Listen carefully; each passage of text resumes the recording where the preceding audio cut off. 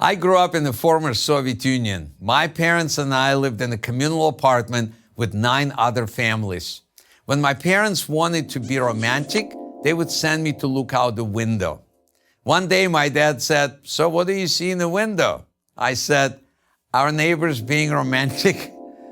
He said, "How can you tell?" I said, "Because their son is looking at me."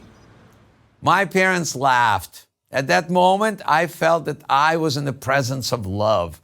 As a child, I made the discovery that laughter must be the way people communicate to one another that they're happy. Did you know that there have been actual research into relationship between laughter and happy marriages? For over 4 decades, Dr. John Gottman, professor of psychology at the University of Washington, has studied thousands of couples in both successful relationships and not so successful ones. Couples who laugh together, he concluded, last together. Here is how it works. We make each other happy first, then laughter reassures us that we're on the right track. The fading away of laughter may be the best way to tell if your relationship has gone off course. So here is what I want you to start doing. Listen for laughter in your relationship. And not just any laughter. Listen for moments when you share laughter together. If that isn't happening just about every day, it's time to do something about it. Let me give you an example from my own life. One night, I was putting my son Alexander to bed. He was cranky and crying. My wife said to me, "I'll show you how to put the baby to sleep." She took Alexander from me, put him in the bassinet, and put the bassinet on top of the dryer. 2 minutes later, he was sound asleep. I said, "Oh, great. All other kids are going to go to daycare center. I have to drop him off at the laundromat." "Oh, that bundle? Yeah, that one is mine." My wife did not laugh. As a comedian, I should have caught that.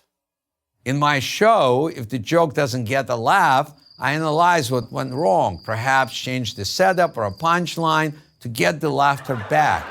I use laughter as a gauge of the happiness of my audience. At that time, I did not understand that it could be applied to my personal life as well.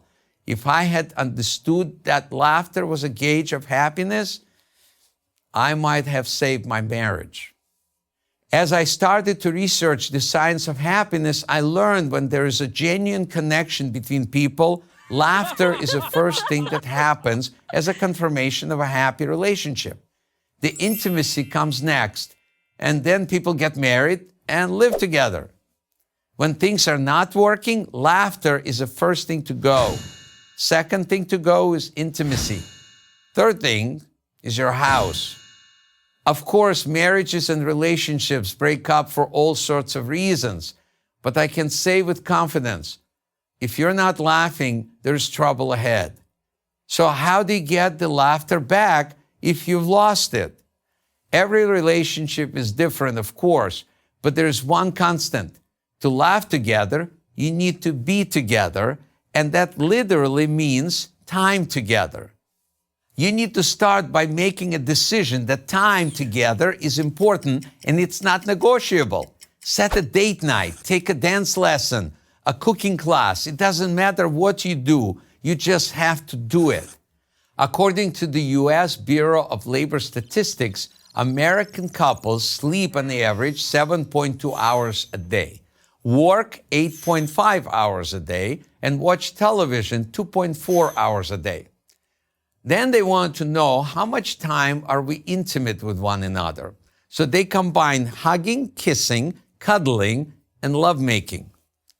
It was 1 minute a day. So if you're doing it for 20 minutes, you're using somebody else's minutes. And they don't roll over.